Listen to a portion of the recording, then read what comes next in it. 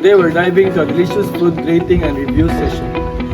In this vlog, we will look for a random taster to rate our food and mouth-watering and description and honest review. Si ma'am, ato interview, tara. Ay, mudo, pwede ka naman dito, ma'am. Ano yung pangalan, ma'am?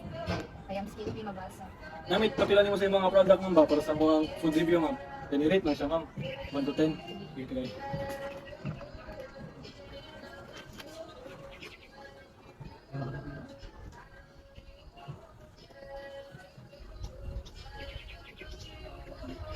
Saan ba yung mo sa mga product, ma'am?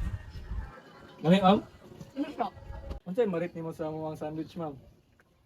It's a 10. Good.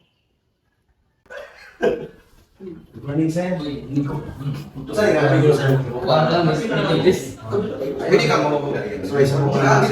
Kami din ano ito? Wala kasi ang dalawa na.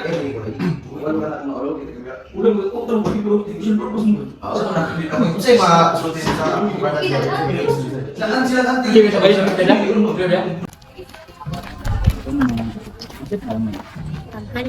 Pwede ka ma-interview ko dito sa isang product.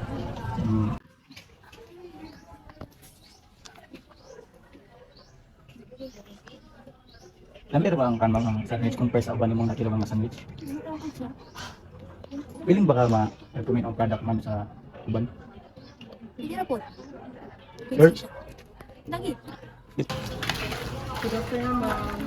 Pwede ka na ma-interview for school purposes. Yes, ma'am. Kami ipatila ng mga food, tapos pwede ka makatag ng feedback after ng mga tao.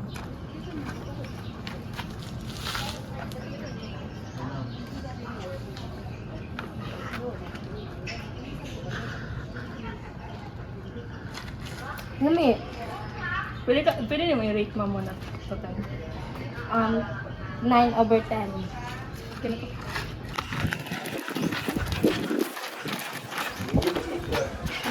Excuse me, pwede ka mag-stop mo.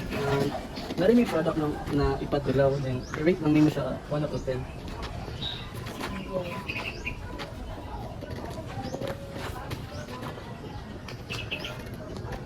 Then, kumusta ma'am? Kumusta ang lasa? Goods. Sakura. Kung sino nga, i-rate ano? 9.5 over 10. What's up guys? Nataron diri sa gawas para mangita ko tilaw kanya pang product nga egg sandwich with lettuce. So after nung matilaw ng product ma'am, sa mga istorya. Okay ra siya pero ang bread mas nice kit. Smooth iyang texture dili kay siya baga para dili sa sumol kanon. So feel nimo ma'am, mupatok ni sa mga tawo mong baligya. Yeah, sa mga students kay mostly sa mga students kay wala sila pamahaw sa school. So every morning na sila mapalit nga mga food na affordable at the same time kay lami food dayon. So thank you ma'am and goodbye.